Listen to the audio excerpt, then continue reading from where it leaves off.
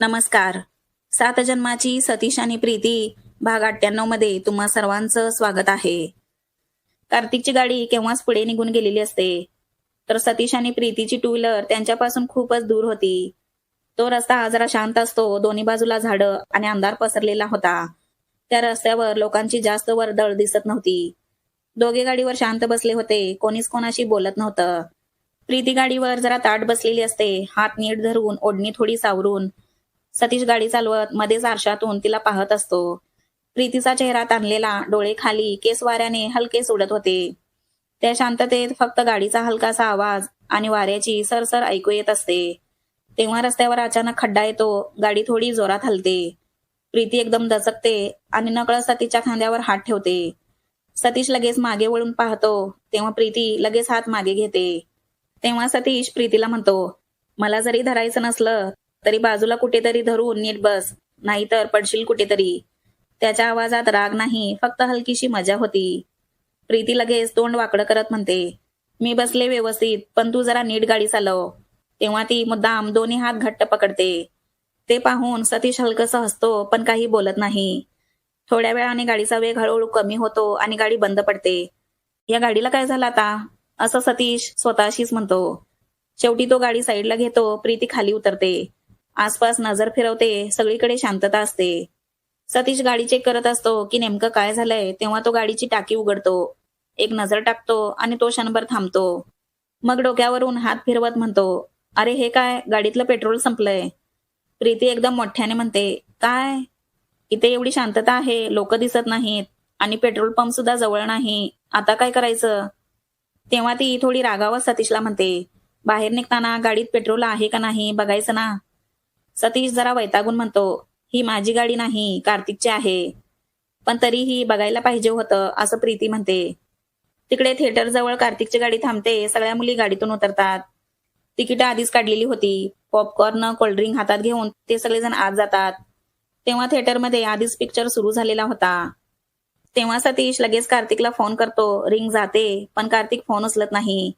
तो परत ट्राय करतो, तरीही कार्तिक फोन उचलतच नसतो. सतीश रागाने फोन खाली ठेवतो. त्याच्या चेहऱ्यावर चिंता स्पष्ट दिसत असते. इकडे प्रीती ही मुलींना फोन करत असते, पण या 4 मुलींपैकी कोणीच फोन उचलत नसते. प्रीती चिडून म्हणते, हे काय, कोणीच का फोन उचलत नाही? कार्तिक मुलींना हसत म्हणतो, अरे वा, सतीशचा फोन येतोय, म्हणजे पेट्रोल संपलं वाटतं, आता आपला खेळ सुरू झाला. सोनाली लगेच हसत म्हणते, हो रे, आम्हालाही सगळ्यांना प्रीतीचा फोन येत आहे. केतकी हसून म्हणते, मज्जा आहे भारी, आपलं प्लॅनिंग एकदम काम करतंय. तेव्हा सगळे एकमेकांकडे पाहून हसले आणि पुन्हा पिक्चर बघू लागले. प्रीती क्षणभर थांबते, मग थोडा विचार करून सतीशला म्हणते, हा सगळा नक्की तुझाच प्लॅन असेल. तेव्हा तो तिच्याकडे थोडा आश्चर्याने पाहतो. ती अजून पुढे बोलतच असते, माझ्यासोबत वेळ घालवता यावा म्हणून तू हे सगळं मुद्दामच केलं असणार.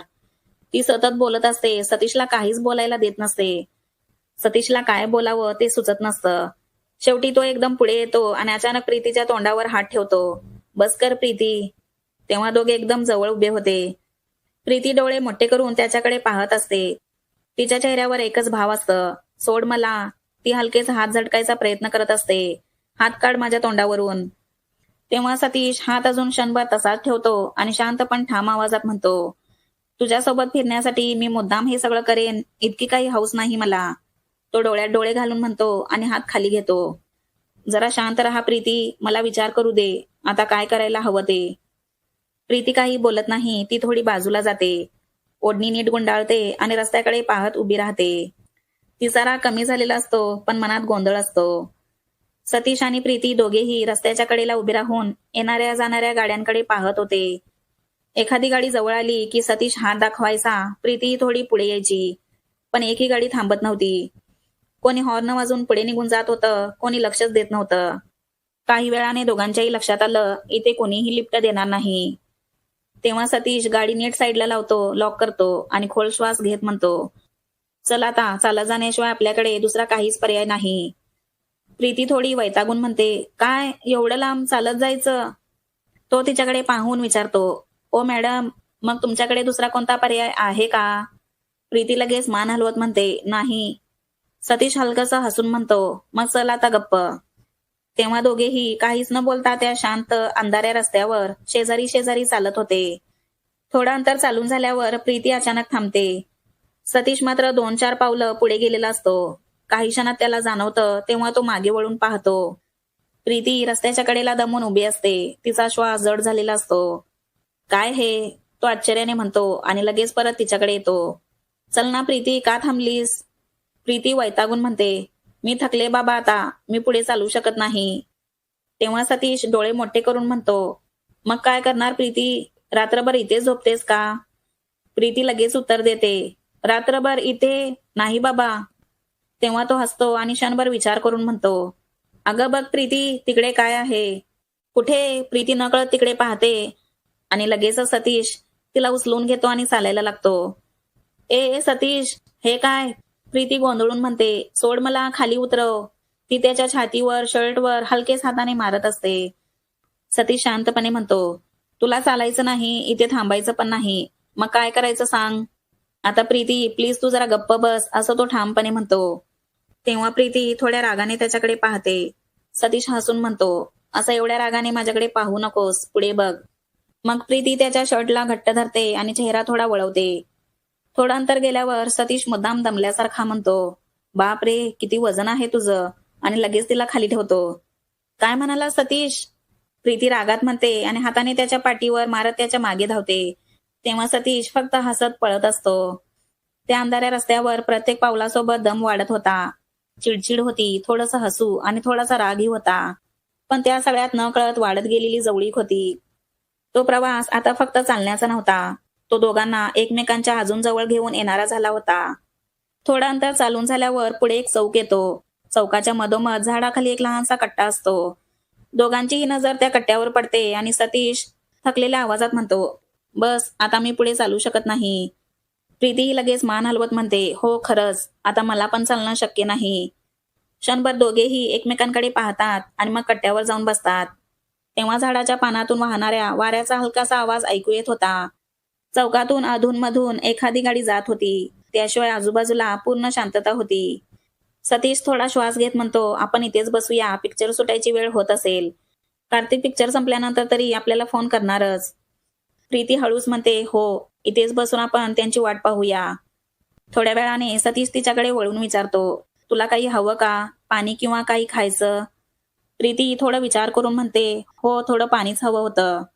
तेव्हा सतीश आजूबाजूला नजर फिरवतो तर सगळीकडे सन्नाटा असतो.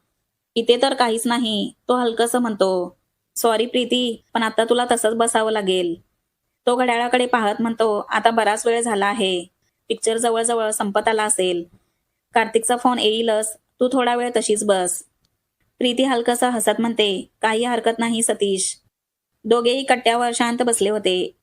अंधारात झाडाच्या सावलीखाली बसताना काही वेळापूर्वी झालेला राग, चिडचिड, भांडण सगळंच कुठेतरी विरघळून गेलेलं होतं. त्या शांत चौकात त्या अंधाऱ्या झाडाखाली ते दोघे नकळत एकमेकांच्या अजून जवळ आले होते. पिक्चर संपल्यानंतर थिएटरच्या बाहेर येताच कार्तिक मोबाईल काढतो आणि तो लगेच सतीशला फोन करतो. अरे कुठे आहात तुम्ही दोघे? आम्ही सगळे बाहेर आलोय. तुम्ही पण बाहेर या ना लवकर. पलीकडून सतीश शांतपणे म्हणतो, काय म्हणतोस कार्तिक? आम्ही पिक्चर बघायला आलोच नाही. काय? कार्तिक मुद्दाम ओरडतो. मग तुम्ही दोघे कुठे होता रे एवढा वेळ? असं कार्तिक विचारतो. तेव्हा सतीश थोडं हसत म्हणतो, थिएटरपर्यंत पोहोचायच्या आधीच तुझ्या गाडीतलं पेट्रोल संपलं. त्यामुळे आम्ही मध्येच अडकलो. गाडी लॉक केली आणि चालत चालत चौकापर्यंत येऊन बसलोय. अरे देवा, कार्तिक लगेच म्हणतो, तुम्ही थांबा तिथेच. तुम्हाला ॲड्रेस सेंड कर, मी पेट्रोल घेऊन लगेच येतो. ठीक आहे असं म्हणत सतीश कॉल कट करतो आणि लोकेशन सेंड करतो. सतीश फोन खिशात ठेवतो आणि प्रीतीला म्हणतो, कार्तिकचा फोन आला होता. पिक्चर संपला आहे. तो येतोय, पण अजून थोडा वेळ आपल्याला इथेच बसावं लागेल. प्रीती हलकसा हसत म्हणते, हो चालेल. कार्तिक फोन ठेवतो आणि हसत हसत मागे वळून मुलींकडे पाहतो. तेवढ्या सोनाली अक्षरशः उड्या मारत म्हणते, अरे बाबा लवकर चला, माझा पेशन्स संपलाय. आता मला सगळं सविस्तर ऐकायचं आहे. तर केतकी हसत हात चोळत म्हणते, हो ग, इतका वेळ एकटे होते दोघे. शांत रस्ता, अंधार, पेट्रोल नाही. दोघांमध्ये काय काय घडलं असेल याची कल्पनाच करून हसू येते मला.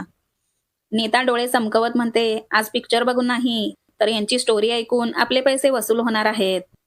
कार्तिक गाडी सुरू करत हसत म्हणतो, थिएटरमधला पिक्चर संपला, आता खरा पिक्चर सुरू होणार आहे.